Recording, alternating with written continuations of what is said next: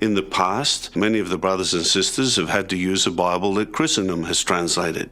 And because of Christendom's belief in the Trinity, hellfire, and other things, the brothers continually, when they're reading the text, have to ask themselves the question, does it really say this in the original language? But now that they have a Bible, whether it's in English or another language, that has been prepared by Jehovah's organization, by those who understand the scriptures, that breeds confidence. And the brothers then, when they read the Bible, they don't have to be thinking about, does it really say this? But they can start to think about, what does this mean for me?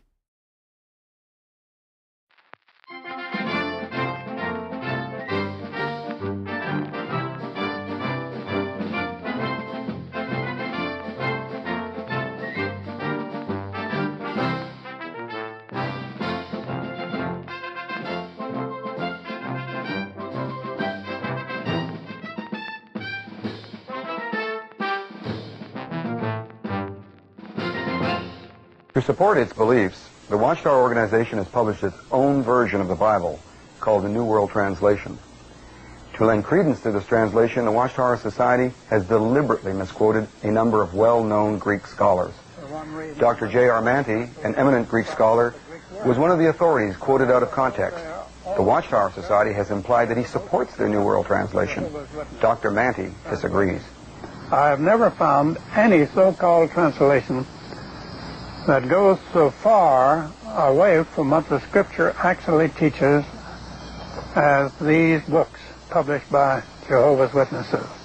They are so far away from what there is in the original Hebrew and the original Greek. Dr. Mantey called the Jehovah's Witness Bible a shocking mistranslation, obsolete and incorrect. You can't follow theirs because it's biased and it's deceptive, because they deliberately changed words in a passage of Scripture to make it fit into their doctrine. They distorted the Scripture in many passages, scores and scores of passages in the New Testament, dealing with the deity of Christ especially. Well, how did I get into this Jehovah's Witness business? When I found out that they'd quoted from the Mantey grammar, from a paragraph that I myself have written, on John 1:1, I wrote an article for the Watchman Examiner, published in New York City and circulated all through the American Baptist Convention and other places. That article became the most read article of anything that I had written, and perhaps have written even up to this time. I kept hearing from people in different places in the United States wanting a copy of that. And so I'd send that out to them. And finally, some people in California, where this fellow used to live, got in touch with me and urged me to make tapes and make correct translations of the passages that Jehovah's Witnesses had mistranslated. And they suggested that they would let me know what those passages are.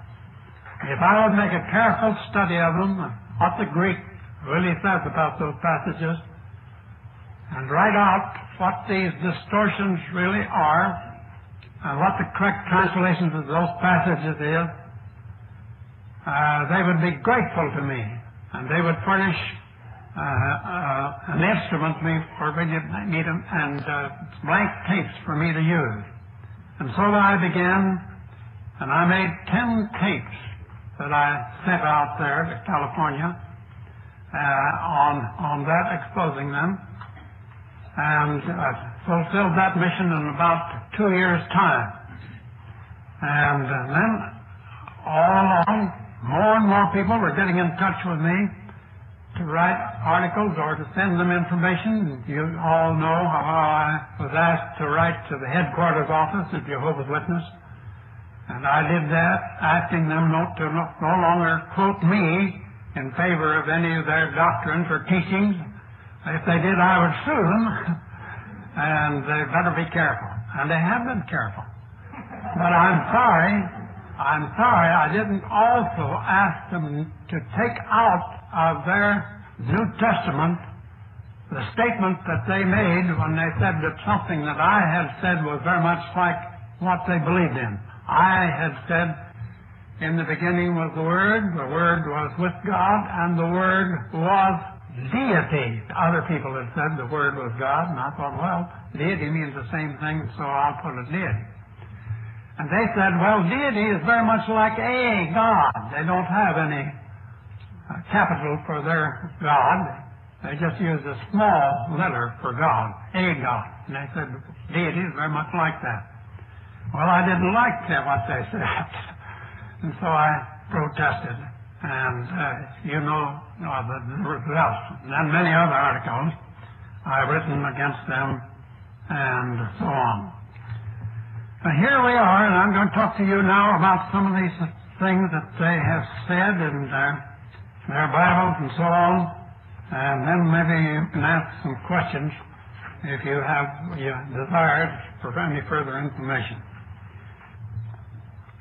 I read somewhere, I've forgotten whether it was in one of the Bibles of the Jehovah's Witnesses or it was in the Watchtower Society's statement that,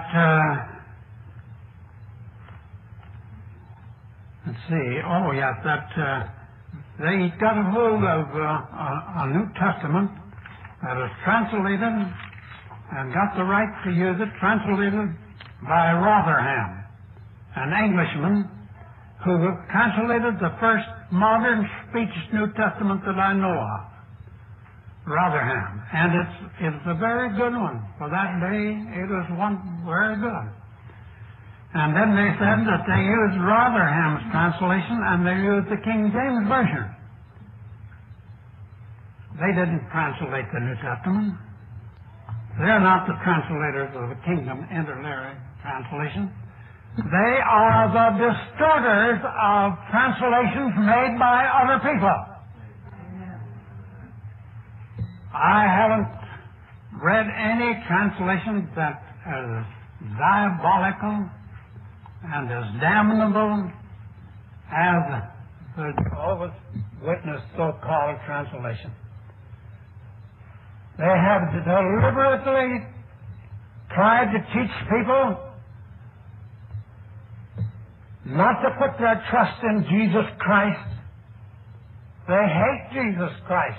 They're doing everything they possibly can to keep people away from Him, never to trust in Him.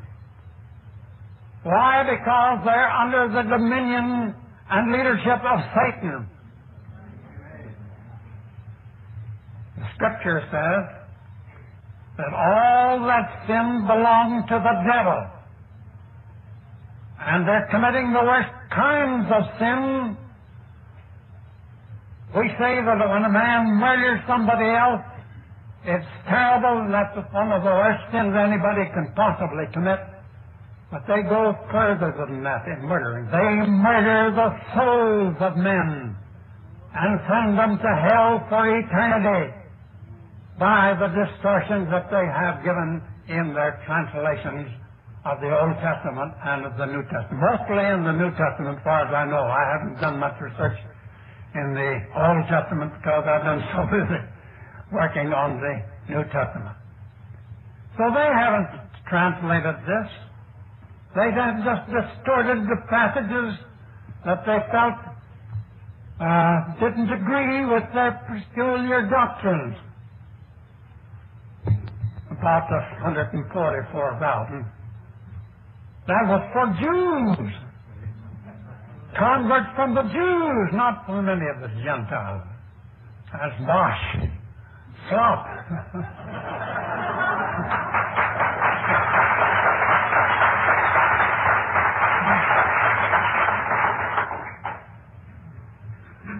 What they're after mostly is to destroy any possible faith in Jesus Christ.